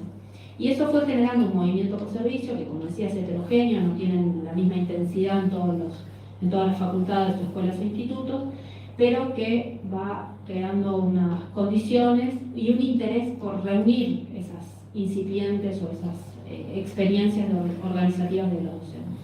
Eso es lo que va a permitir, de nuevo, en esto convergen, como decía al inicio, estos docentes que estaban volviendo del exilio en el 84, incluso algunos antes, estos docentes que habían estado presos y que empiezan a poder participar de una manera un poco más activa, o menos en la retaguardia, en la medida que había una cierta apertura. Y es lo que va a terminar dando lugar en mayo a la formación de la Asociación de Docentes Universitarios. En este sentido, en esta etapa, las principales preocupaciones van a estar centradas en la restitución de los destituidos, más tarde los llamados a concursos, ya a partir del 85, y bueno, cómo hacer ese tránsito a la reinstalación democrática en la universidad. Y bueno, perdón, yo podría agregar dentro de esos ejemplos peculiares, la única licenciatura que desapareció fue la licenciatura de Psicología en la Facultad de Humanidades y Ciencias, que fue cerrada durante un periodo largo de años, creo que 5. La formación se dividió en distintos centros y recién, o sea, nunca se abrió como licenciatura dentro de una facultad, sino que se abrió una escuela y sin ningún tipo de gremialización de docentes. Y recién en el 85, con la reapertura democrática, se pudo reestructurar el cuerpo docente, hubo colaboración, o sea, hubo directamente docentes de la escuela involucrados con respecto a la dictadura, que fueron echados, y además en ese momento uno de los centros de formación era lo que se llamaba en ese momento el Instituto de Filosofía, Ciencias y Letras, que había una parte de psicología. Pero en ese momento los docentes que estaban ahí, que muchos de ellos eran como una forma de encontrar otro lugar diferente a la liberal, que no podían estar, no podían estar en la escuela, renunciaron masivamente con el último decreto de la dictadura, que fue la conformación de la Universidad Católica de Cuba. Acoto porque creo que fue el único caso específico en que, Aprovecho la intervención de la compañera para decir que Bellas Artes fue cerrado por 12 años y que hubo una estrategia muy interesante, hubo mucha renuncia docente en el 73 y hubo un docente que no renunció a pedido de Randonera, que fue el Toby Umpierre, y que fue el que fue restituido en el 85, cuando comienzan los cursos en agosto del 85. Gracias por la intervención. Sí, capaz que me quedó decir que hubo muchos servicios que fueron desmantelados y se crearon otros. Hice un resumen y me centré más en los docentes, pero el periodo de la Sí, Sara. No, porque el registro de materiales y documentos tiene que ver con esta etapa. Porque si en Bellas Artes tenemos un problema de revisar, a ver dónde están los documentos, que muchos están en casa de algunos docentes, y quedó también en esa tragedia, muchos quedaron como cuidadores de materiales. Y eso es una historia que también tenemos que poder recuperar, ¿no? Porque ahí es donde también está el batch de estos relatos que estamos tratando de hacer entre todos, ¿no? Bueno, parte de eso también son estas convocatorias que decía Vania, de poder llegar a esas personas que tienen esos documentos, que puedan ser también solidarios para compartir y que la memoria siga construyendo de manera colectiva. De hecho, estamos atrás de uno de esos. De una hipótesis que capaz que alguien guardó y estamos atrás. Todos sabemos de alguien que tiene algo. Así, esa es la ventaja de vivir en un país chico.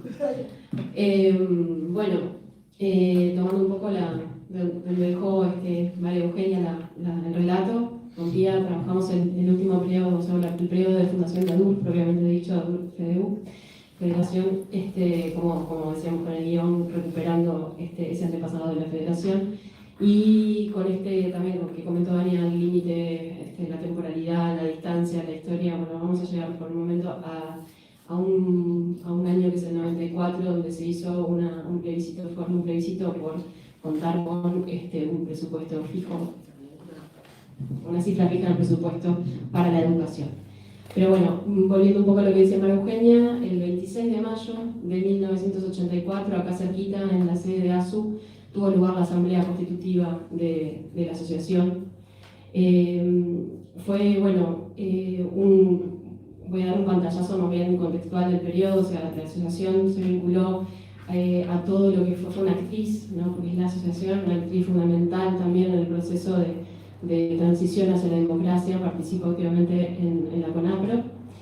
Y bueno, con esto de ser también heredera de la Federación, participó del PIT-CNT también desde el principio, y de la CESEU, ¿no? de la Comisión Sectorial de Educación del Uruguay, de toda la enseñanza, ¿no?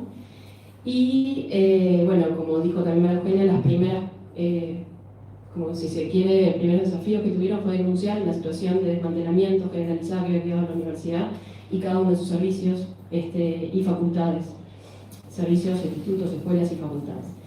En ese sentido, bueno, no solamente dependiendo de cada servicio, de cada facultad, laboratorios también muy desactualizados, bibliotecas purgadas y un poco estancadas también en sus volúmenes, desactualizadas, edificios arruinados y bueno, y también la desarticulación de la investigación, ¿no? Como esto que también comentaba un poco al principio Lucía, que se focalizaron también en el tema de la cátedra y la docencia en cátedra. Entonces la investigación quedó como totalmente relegada. Uno de los conflictos que también comentó María Eugenia era esto de las realidades de los distintos docentes que existían en los distintos servicios. Estaban aquellos que habían continuado de largo, digamos, su carrera docente, como bueno, fue el caso de quien fue la primera presidenta, Ana María Ferrari, que bueno, continuó en el cargo hasta el 92, en el cargo de presidencia. Después estaban aquellos docentes que habían sido contratados durante la intervención y, bueno, dado también los restituidos, los que habían regresado del exilio o que tenían ahora en la universidad, como también decían, los que habían emigrado a formarse, que ahora podían volver y tener un espacio de docencia, recuperar su ámbito de docente. Y bueno, y también los liberados, ¿no? Entonces ahí se generaba todo un espacio de estas personas que habían militado ante la dictadura, de distintos lugares, como estudiantes o como docentes jóvenes, que se encontraban nuevamente y podían, aquellos docentes que no habían tenido la posibilidad de tener esta vida más militante, de poder empaparse de la importancia de participar de la vida gremial. Y ahí, bueno, estaba uno de los asuntos que lo vemos a lo largo también de muchas discusiones del CDC, es el tema de los docentes progresistas, ¿no? Estos docentes que habían ingresado durante la intervención, o sea, de manera con autoridades ilegales. Entonces, bueno, ¿cómo hacer para que esos docentes estuvieran de manera bajo los principios universitarios, ¿no? Normalizar esas situaciones. Entonces, bueno, ahí la apertura llamados concursos abiertos para que pudieran normalizar su situación. Una herramienta que la asociación encontró pronto como para poder colectivizar los temas que les preocupaban, que discutían y que generaban también sus acuerdos fue el boletín de la asociación, que para nosotros para nosotras se convirtió en una fuente que nos permitió como periodizar bastante o encontrar ahí temas y preocupaciones que después Pía va a mencionar más, vinculadas muy fuertemente también con el salario y el presupuesto, pero donde también encontramos estas situaciones, por ejemplo, de la necesidad de unir, de unión, esa vocación de encontrar en esta asociación un espacio donde todos los docentes y todas las docentes tuvieran la voz para poder opinar. Y ahí donde dicen, bueno, el gremio es el lugar donde se construye el cogobierno, o sea, donde en esas asambleas gremiales, donde el representante al orden del gobierno va a poder tener esa postura que se resolvió en esas asambleas, esos acuerdos, ¿no? O sea, ese va a ser el ámbito de apoyo del orden, de los representantes a los docentes en el cogobierno, ¿no? Donde, bueno, también hay una fuerte participación, o se encuentra como una demanda o una necesidad de mostrar el acompañamiento de ese momento de transición, donde se acompañan mucho las movilizaciones por orden de justicia, es decir, la asociación se vincula mucho, o sea, con la denuncia de la violación de los derechos humanos y trabajó fuertemente con la campaña de recolección de firmas para llegar al referéndum del 16 de abril del 89.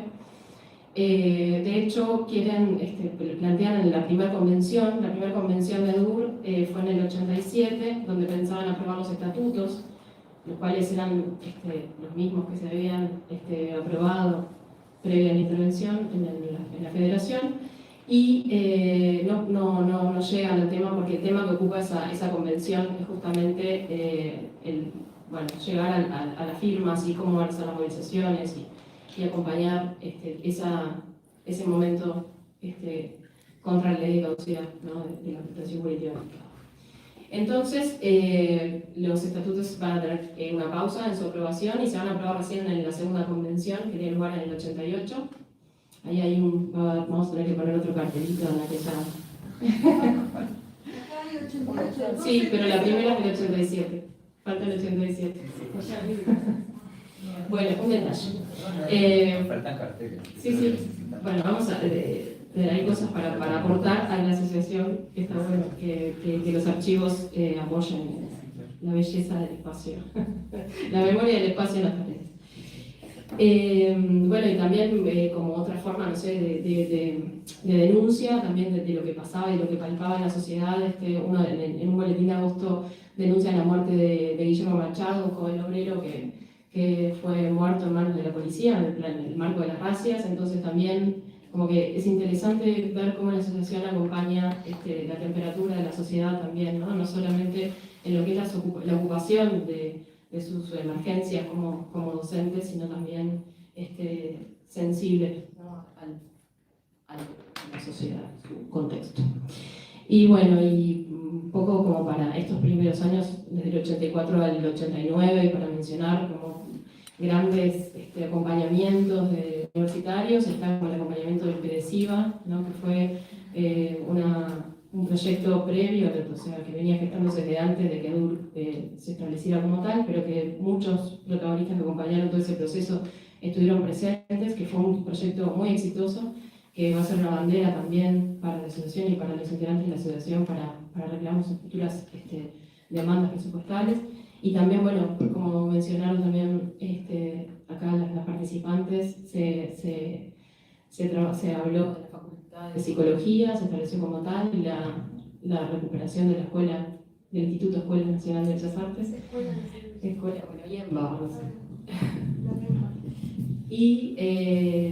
y también, bueno, la Facultad de Ciencias Exactas y de Ciencias Sociales, aprobadas ambos en el 89 y ya en el 90-91 empezaron a funcionar como tal. Como ejemplo nomás. En el periodo este que estamos trabajando con Mariel, un eje central que insumió buena parte de los esfuerzos de ADUR durante el periodo fue la defensa del presupuesto universitario. En general, como vimos, es una continuidad, pero en particular cobra fuerza la defensa del salario docente. Y ahí eso se puede ver desde los títulos de las consignas de las convenciones, como la primera del 87 está centrada en la democratización de la universidad, pero ya después, yo veía ese que lo tenía anotado en el 91, siempre aparece el salario como un punto clave. Y lo que nosotras identificábamos en buena parte a partir del boletín como fuente es que esa concepción, esa representación del profesor universitario como trabajador que se había empezado a construir de alguna forma en los 60, cobra fuerza y empieza también a haber una conciencia de una cierta precarización laboral. Por ejemplo, se plantea al multiempleo como un problema. Un artículo del boletín que está genial habla de el otro trabajo y se cuestiona si el otro trabajo es el de afuera de la universidad que complementa, o si en algunos casos el otro trabajo terminaba siendo el universitario que terminaba siendo como el trabajo secundario. Y entonces hay una preocupación muy fuerte por la dificultad para retener a los docentes de la universidad. También las empresas privadas empiezan a ser cada vez más como otra fuente laboral que los aleja de la universidad, y de atraer jóvenes investigadores. En el 93, por ejemplo, se pinta un panorama incluso de pedidos por parte de los docentes de reducciones horarias o de renuncias que se asocian con ese fenómeno. Y otra cuestión frecuente es la comparación con el salario de los hoy funcionarios TAS, los funcionarios no docentes en ese momento, y de otros docentes de otros niveles de enseñanza. Entonces, la idea de que los docentes universitarios son los que ganan menos en la enseñanza, sobre todo comparando ahí los niveles de salario al ingreso de la carrera, es como una consigna que se repite bastante. Sí. Ahí, bueno, una nota de diferencia con las discusiones más recientes es que la mayoría de las reivindicaciones por salario docente están enfocadas en medidas no pensando tanto en los grados bajos, sino para fortalecer la alta dedicación. Esa es como la prioridad en las medidas que se reivindican. Por esto de consolidar la investigación en la universidad, bueno, y por ejemplo en el 88 es cuando se logra el régimen de dedicación compensada como una forma de mejorar esos salarios, y también hay un aumento importante de las dedicaciones totales que ya existían, pero crecen mucho en número. En los primeros años de la vuelta a la democracia hay, y acompañando también el contexto general de una mejora salarial, los docentes universitarios en el 86 mejoran en un promedio del 25% del salario y logran recuperar algunos beneficios que se tenían de antes y se habían perdido durante la intervención. Por ejemplo, se empieza a pagar la cuota mutual del universitario y familiar también, como sustitución del anterior seguro de salud de los 60 que se había perdido.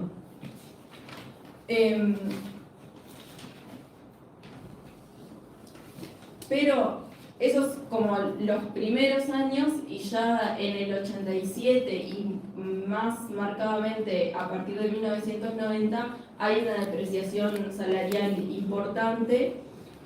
También acompañando el contexto general de precarización laboral, la regulación del mercado de trabajo y las políticas neoliberales del gobierno de la calle.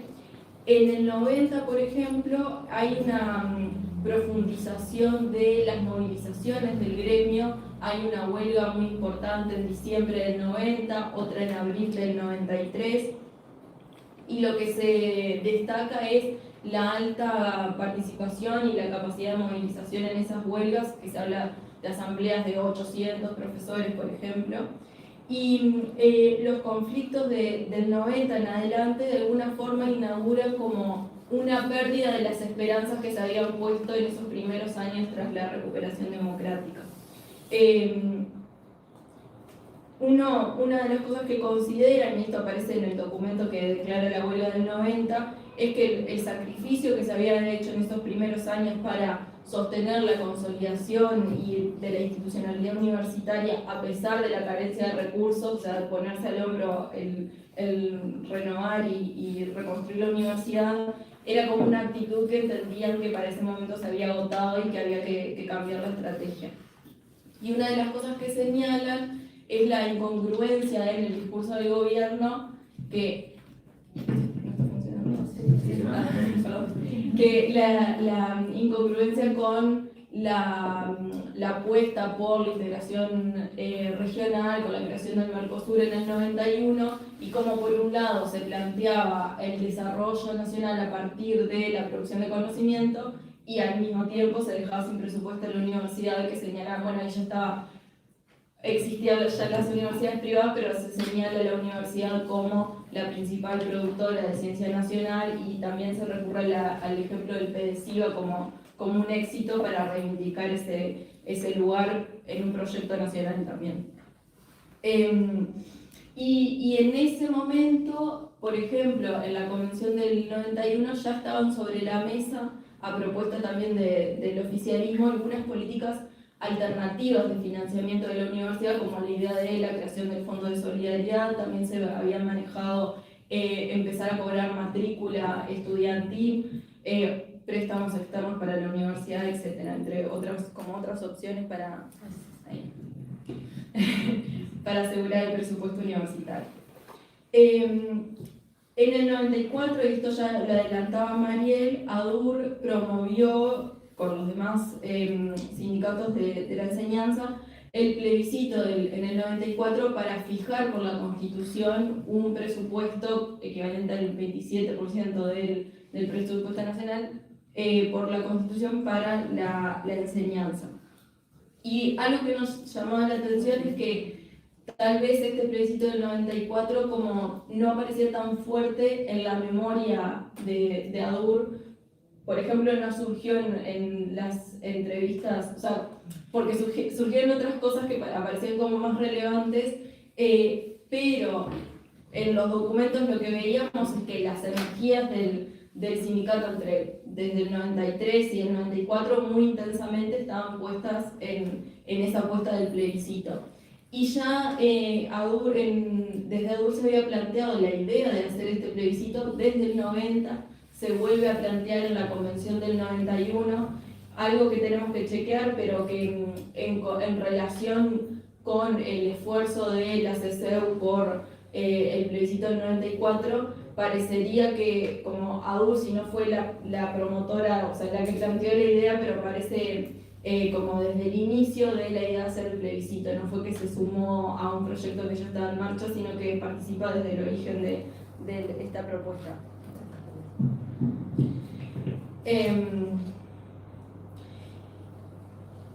Y también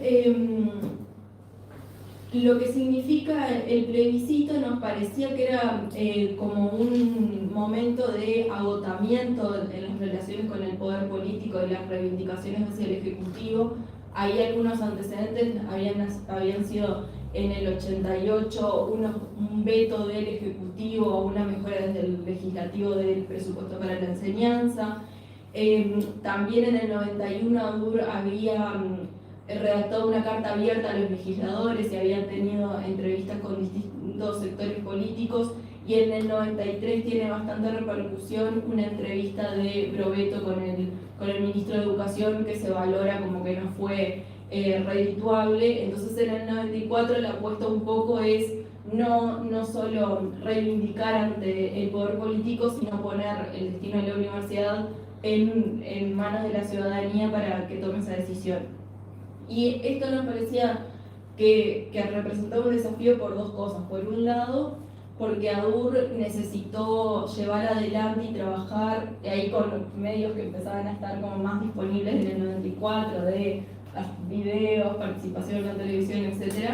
Empezar a trabajar fuertemente por una campaña hacia la población también enfrentando una campaña en contra desde algunos medios que trataban de mostrarlo como un interés corporativo, entonces ahí la tensión entre los intereses, la reivindicación justa sindical de mejor salario y también ADUR como representante de la universidad en general y cómo esa reivindicación tenía que ver con el valor de la educación pública y de un proyecto nacional que apostaba como a la construcción de conocimiento. Y otro segundo desafío es el fortalecimiento de las relaciones con los demás gremios universitarios y también con los otros gremios de la enseñanza. Entonces, algo que está bueno, que es interesante de este momento del plebiscito, es cómo es no solo una apuesta de ADUR, sino una apuesta del SCU en general, y ahí entendemos que se intensifica la participación y el diálogo con los otros gremios. Cada una de ustedes desde su lugar también se formula, porque estamos construyendo un poco las preguntas con las que estamos integrando en este proceso. A veces las cosas que salen como relevantes a partir de la documentación o de nuestra mirada no son las que subjetivamente los actores sienten como relevantes para construir sus memorias personales o colectivas. Y eso no tiene nada de malo, digamos. Nosotros estamos dando una mirada como historiadores y ustedes la tienen como protagonistas del gremio. Y bueno, y hay cruces también porque nosotros somos somos docentes de la Universidad de la República. Pero nos interesaba un poco que eso surgiera y que no surgiera como un problema. O sea, que la tensión en estas formas de dividir o de contar la historia sea también parte de lo que nosotros podamos recuperar en clave de memoria de los actores. Aunque nosotros terminemos diciendo, bueno, la documentación no dice eso, o nosotros la interpretamos de otra manera, poder tejer un poco esas dos dimensiones, porque el proyecto se llama Historia y Memoria de ADUR, porque somos conscientes de que lo estamos haciendo en relación a una demanda de un colectivo al que a su vez pertenecemos, porque somos conscientes de que estamos tratando con unas décadas que en estos días hemos visto algo que están abiertas a discusión, que siguen doliendo, o sea, que siguen generando cosas. Así que, digamos, que se animen a decir lo que quieran y que nosotros vamos a contestarle también lo que queramos, porque eso es parte de este espacio.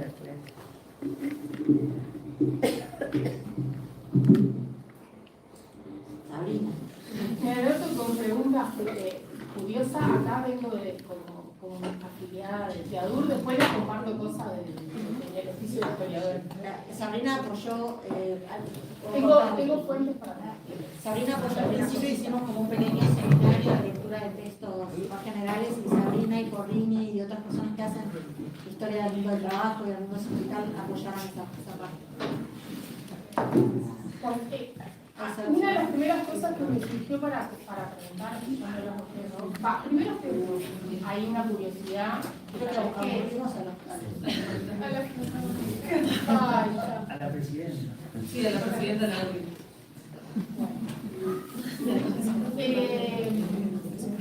sí, ustedes mencionaban el proceso de reorganización del archivo, ¿no? Que ya había como una catalogación previa, si se pudo actualizar ese proceso. Si sabemos quién trabajó en eso, nada, de curioso, nada más. Porque me parece importante como ese rol, digamos, del archivero de la propia organización, ¿no? Infiero que tiene que ver con el trabajo de la administración también, pero quizá hubo algún militante en algún momento que tomó la decisión y me parece que eso fue también como para tratar de averiguarlo, pero nada que cambie el sentido del trabajo que vienen haciendo, que está genial.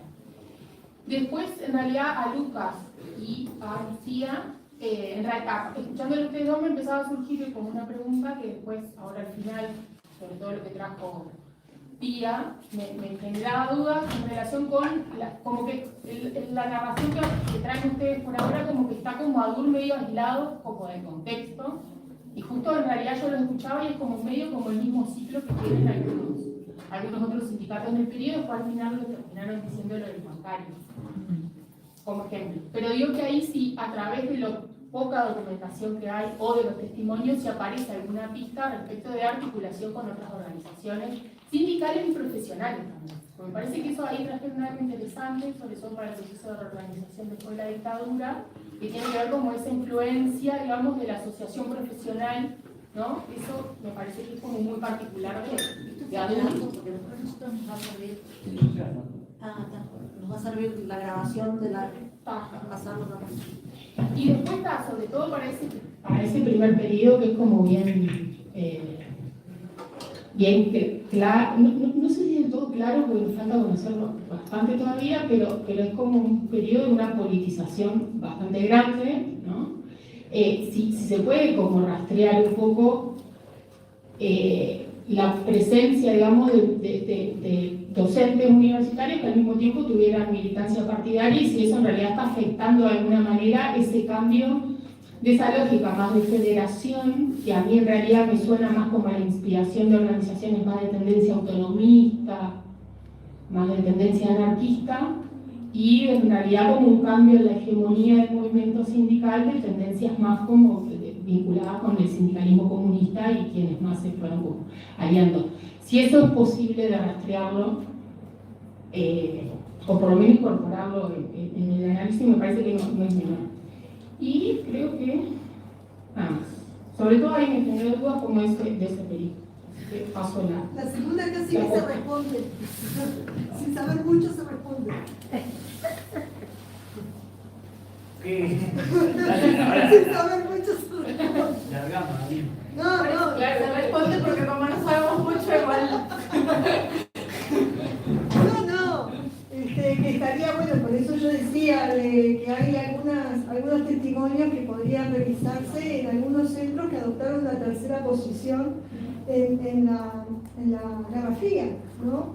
Ni capitalismo ni comunismo, y esos centros, por lo menos en Bellas Artes, ese es el discurso que aparece fundando un poco hasta una pedagogía, ideas pedagógicas relacionadas con lo libertario, con un movimiento libertario, no en el sentido Milei, por favor, porque ahora al decir libertario parece que estamos hablando de otra cosa y nos olvidamos que hay todo un trayecto que va por otro lado. Entonces, bueno, yo creo que estaría bueno a los compañeros pedirles que hagan recabar esa memoria viva que todavía hay, porque hay compañeros que tienen 70 años, que están vivos. Estoy hablando de Samuel Ester, de Javier Alonso, ¿no? de compañeros que todavía están acá nomás en 18 y Gaboto, y que están además abiertos a conversar de esto, a traer estas historias. Hay cosas muy lindas porque en este tiempo empiezan a aparecer los recuerdos y bueno, ¿qué pasó en la dictadura en Martí, por ejemplo? Que había comité de estudiantes y docentes que estaban vigilando que no entrara la policía para meter huellas, ¿no? Que después generaran el cierre. Igualmente apareció el cierre y la clausura. Pero es muy interesante toda esa memoria.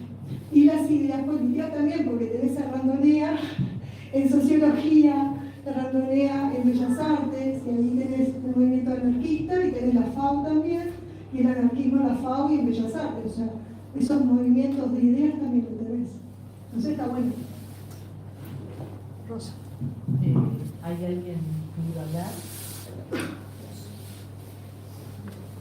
Bueno, antes que nada, felicitar el trabajo de la recopilación, que no es nada fácil, y bueno, pues las ideas que plantean muy compartibles. A mí lo que me parece, y la compañera recién lo acaba de decir, como resaltar esta idea de, bueno, yo estoy muy acostumbrada a esto de los testimonios, resaltar ese papel, porque estamos a tiempo todavía, ¿no? Digo, la memoria viva, me parece que yo llegué tarde, pero sentí como un hincapié tácito en la documentación escrita y me parece que, bueno, que tenemos la oportunidad todavía de hacer toda una parte de testimonios en cada uno de los servicios, en los gremios, en diferentes lugares, en que puede ser muy rico y que puede aportar muchísimo, me parece. Me conozco por otros también testimonios de otros, al mismo tiempo constituyen, o sea, hay toda una parte de la historia oral importantísima. De la poca documentación que hay o de los testimonios, si aparece alguna pista respecto de articulación con otras organizaciones sindicales y profesionales también. Me parece que eso ahí traje algo interesante, sobre todo para el proceso de reorganización después de la dictadura, que tiene que ver con esa influencia, digamos, de la asociación profesional, ¿no? Eso me parece que es como muy particular de adultos. Porque después nosotros nos va a servir, nos va a servir la grabación de la pasarlo también. Y después está, sobre todo para ese primer periodo, que es como bien claro, no sé si del todo claro, porque me falta conocerlo bastante todavía, pero es como un periodo de una politización bastante grande, ¿no? Si se puede como rastrear un poco la presencia, digamos, de docentes universitarios que al mismo tiempo tuvieran militancia partidaria, y si eso en realidad está afectando de alguna manera ese cambio de esa lógica más de federación, que a mí en realidad me suena más como a la inspiración de organizaciones más de tendencia autonomista, más de tendencia anarquista, y en realidad como un cambio en la hegemonía del movimiento sindical de tendencias más como vinculadas con el sindicalismo comunista y quienes más se fueron como aliando. Si eso es posible de rastrearlo, o por lo menos incorporarlo en el análisis, me parece que no es menor. Y creo que nada más. Sobre todo ahí me generó dudas como de ese periodo. Así que paso la segunda casi que se responde. Sin saber mucho se responde. Sin saber mucho se responde. No, claro, se responde porque como no sabemos mucho igual. Que estaría bueno, por eso yo decía que hay algunos testimonios que podrían revisarse en algunos centros que adoptaron una tercera posición en la Guerra Fría, ¿no? Ni capitalismo ni comunismo, y esos centros, por lo menos en Bellas Artes, ese es el discurso que aparece fundando un poco hasta una pedagogía, ideas pedagógicas relacionadas con lo libertario, con un movimiento libertario, no en el sentido Milley, por favor, porque ahora decir libertario parece que estamos hablando de otra cosa y nos olvidamos que hay todo un trayecto que va por otro lado. Entonces, bueno, yo creo que estaría bueno a los compañeros pedirles que hagan recabar esa memoria viva que todavía hay, porque hay compañeros que tienen 70 años, que están vivos. Estoy hablando de Samuel Ester, de Javier Alonso, ¿no? de compañeros que todavía están acá nomás en 18 y Gaboto, y que están además abiertos a conversar de esto, a traer estas historias. Hay cosas muy lindas porque en este tiempo empiezan a aparecer los recuerdos y bueno, ¿qué pasó en la dictadura en Martí, por ejemplo? Que había comités de estudiantes y docentes que estaban vigilando que no entrara la policía para meter huellas, ¿no? Que después generaran el cierre. Igualmente apareció el cierre y la clausura. Pero es muy interesante toda esa memoria. Y las ideas políticas también, porque tenés a Randonea en sociología, Randonea en Bellas Artes, y ahí tenés el movimiento anarquista, y tenés la FAO también, y el anarquismo en la FAO y en Bellas Artes. O sea, esos movimientos de ideas también lo tenés. Entonces está bueno. Rosa. ¿Hay alguien que quiera hablar? Bueno, antes que nada, felicitar el trabajo de recopilación, que no es nada fácil, y bueno, pues las ideas que plantean muy compartibles.